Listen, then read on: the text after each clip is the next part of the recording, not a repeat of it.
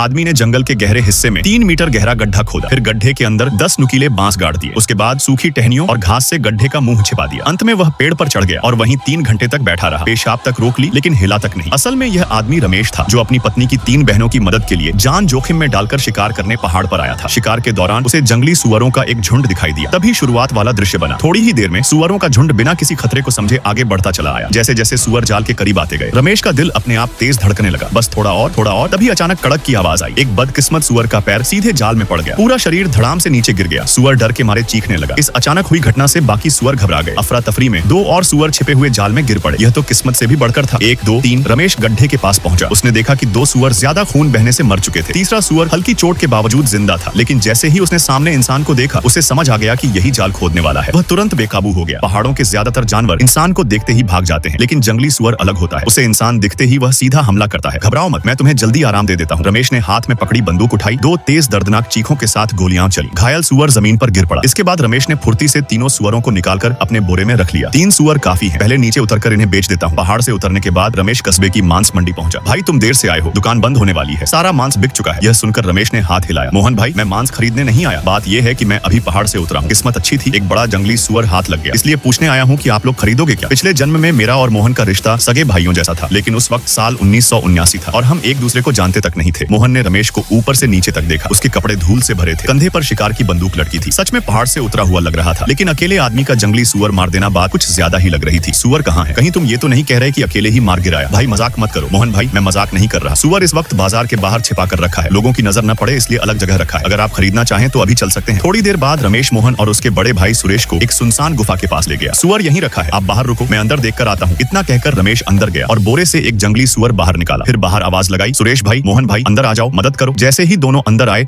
उनकी नजर सामने पड़े विशाल सुअर पर टिक गई। करीब 300 किलो का जानवर जमीन पर पड़ा था। अरे गजब है, इतना बड़ा सुअर सच में मार दिया। सुरेश आगे बढ़कर बोला, बढ़िया है, खून पहले ही निकाला गया है, मांस एकदम ताजा है। मोहन भाई, ये सुअर हम खरीदते हैं। बाजार में मांस 80 पैसे किलो बिकता है, लेकिन खरीद में खर्च भी होता है, इसलिए हम 40 पैसे किलो देंगे। वजन तौला गया, कुल बने 92 रुपए। रमेश ने पैसे हाथ में लिए और उसके चेहरे पर हल्की मुस्कान आ गई।